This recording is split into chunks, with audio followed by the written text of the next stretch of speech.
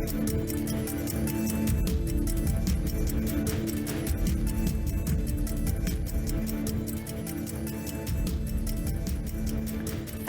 focused, and fearless. Here's everything you need to know this rush hour of October 29, Tuesday. I'm Riza Diaz. We kick off today's rush with President Duterte offering Vice President Leni Robredo a chance to take over his administration's widely criticized war on drugs. This is after Robredo sought a change of strategy in dealing with drug offenders, particularly the poor, who she says are targeted more than actual drug lords. Maricel Halili has a report. President Rodrigo Duterte dares Vice President Leni Robredo to exercise his law enforcement powers for 6 months. Speaking in front of newly appointed officials at Malacanang, Duterte said he is willing to test Robredo if she can do a better job on implementing the war on drugs campaign.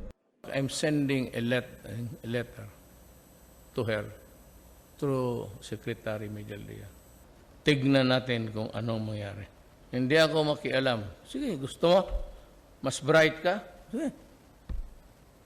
Ikaw, subukan mo. Despite the dare, President Duterte says he will not stop the Vice President from criticizing the administration because this is a democratic country. He just wants to see what VP Robredo can do as an anti-drug czar if she chose to accept the challenge. Robredo's interview with international news agency Reuters made headlines as she lambasts Duterte's war on drugs. I would like to believe that, drugs is really a big problem and government should be doing something about it. But the way we are approaching the drug war, 3 years has shown us that it has not been effective. There have been so many deaths already. But the number of drug addicts have risen to unimaginable levels. The Vice President needed to defend her statement after being heavily criticized. In her radio program this weekend, she said that she was taken out of context by the international news agency. Speaking in Filipino, Robredo clarified that what she told Reuters was that the government should assess and tweak its strategy and not put an end to the drug war. House Speaker Alan Peter Cayetano, meanwhile, says the survey shows the public approves of Duterte's war on drugs.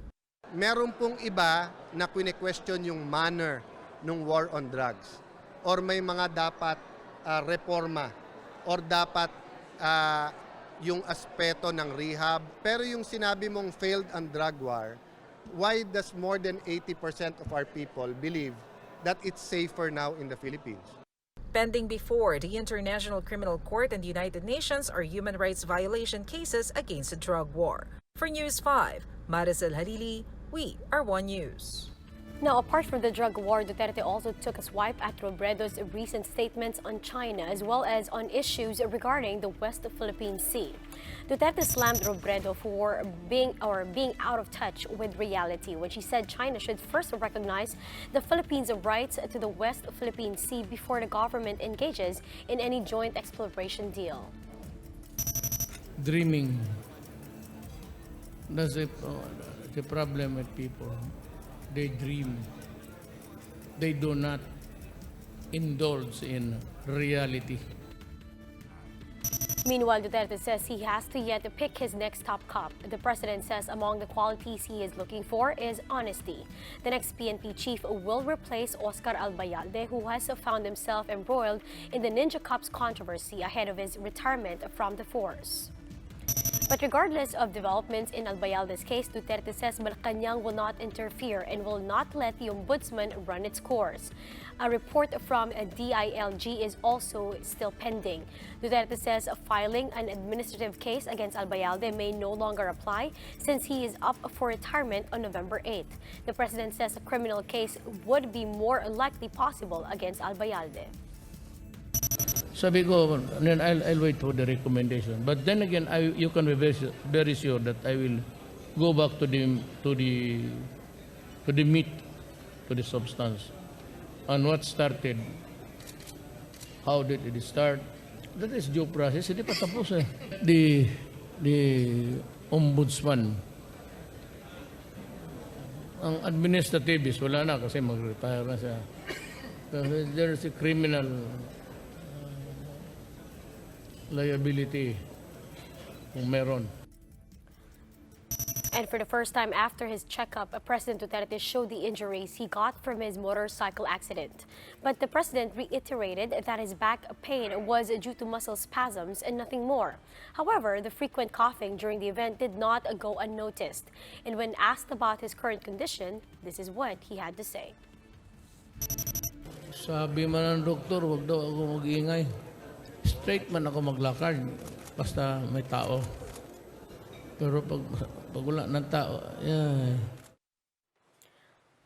Duterte strikes a rather more serious tone in addressing the second round of water problem in Metro Manila.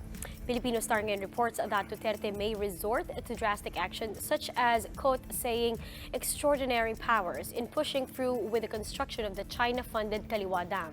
This is Duterte's pushback from indigenous people and other environmental groups.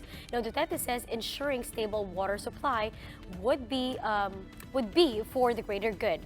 He adds that enough safeguards are in place against possible environmental consequences.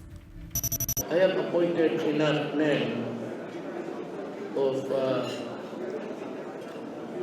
equal talent to deal with the problem. I don't know kung saan sila makuha. Basta sa akin yung produce water. Now, this from the Freeman. Authorities are now looking into the reports that slain Clarin Mayor David Navarro may have been connected to a recent incident of a mall robbery in Mandaue. Navarro and the suspects in the robbery incident at the J Center Mall all came from Misamis Occidental. Authorities say Navarro was also once linked to the notorious Alferez robbery group in the province. Now, to help connect the dots, local officials are working to locate the robbery suspects who remain at large. The Health Department has confirmed a third case of polio in the country. The Philippine Star reports that a 4-year-old girl from Datu Piang in Maguindanao caught the virus after not receiving any dose of oral polio vaccine. In an effort to stop spread of polio, the DOH is mounting a polio vaccine campaign in the area next week for children ages 5 and below. Manila Mayor Isko Moreno admits that he is now endorsing a clothing company. But Moreno says it's for a good cause as he's donating his talent fees to cancer patients in the Philippine General Hospital. Ria Fernandez with the story. When not busy from his duties as mayor of Manila, Isko Moreno says he models on the side for a clothing line. Moreno says it is for a cause and announced he was donating his talent fee to young cancer patients of the Philippine General Hospital. When the clothing line heard about it, they promptly doubled his talent fee. Nung tinanong ako ng may-ari, totoo ba na lahat ng talente mo ipinabibigay mo sa fee? Sabi ko, sabi niya, dahil ginawa mo yan, bibigay din daw siya ng 1 million. Moreno says he will also donate the 3 million pesos he earned from a coffee ad to the PGH. The Civil Service Commission sees no problem with Moreno's endorsement deals as he holds a non-career position. Nakakaisip pa siya ng ganito, and then the proceeds are being given to a noble cause. It's really truly public service. The Presidential Anti-Corruption Commission also says there is no conflict of interest, but the agency has this reminder. Wag nilang gagawin for an official is that yung isang kumpanya ay merong transaction sa kanilang opisina. Yun, pwede ho maging conflict sa interest yun. The Manila Public Information Office says Mayor Moreno only has good intentions in donating his money. This has been the practice of the mayor even when he was still a councilor and vice mayor. We'll make public kung ano man yung mga paperwork na gagawin, deed of donation or whatever, to ensure the transparency. For News 5, Ria Fernandez, We Are One News.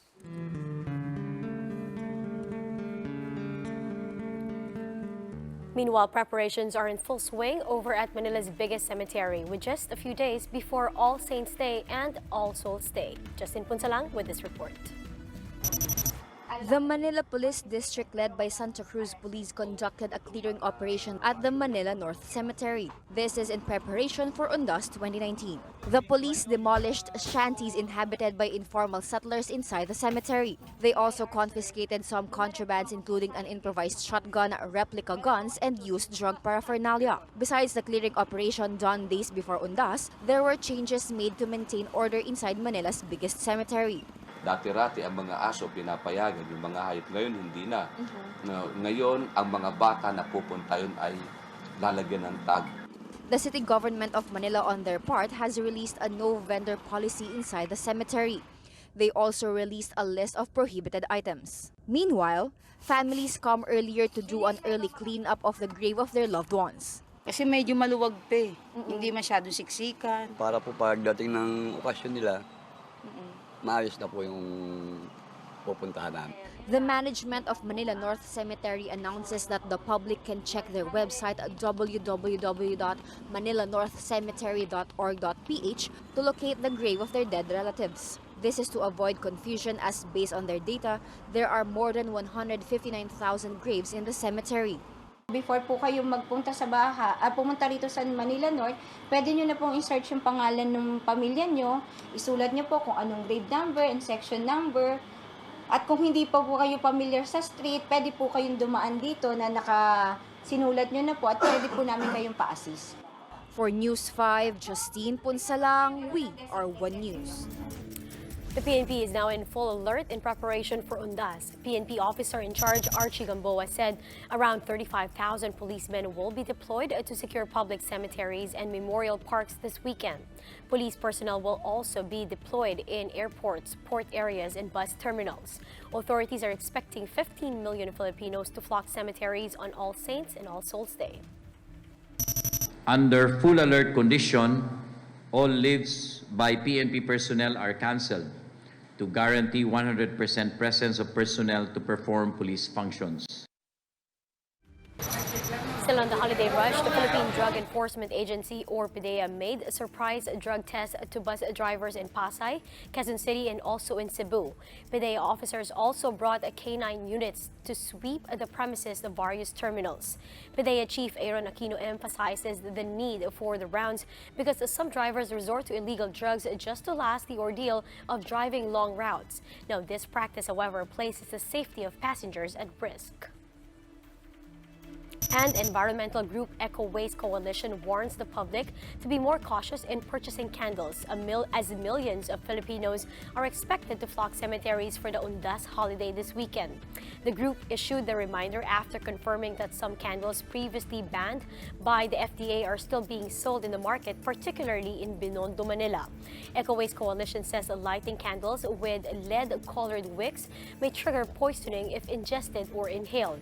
The group says exposure to lead may cause brain damage, mental and behavioral problems, and other health issues. And that's how today is shaping up to be. Join us again next time for another round of Rush. I'm Riza Diaz. We are One News.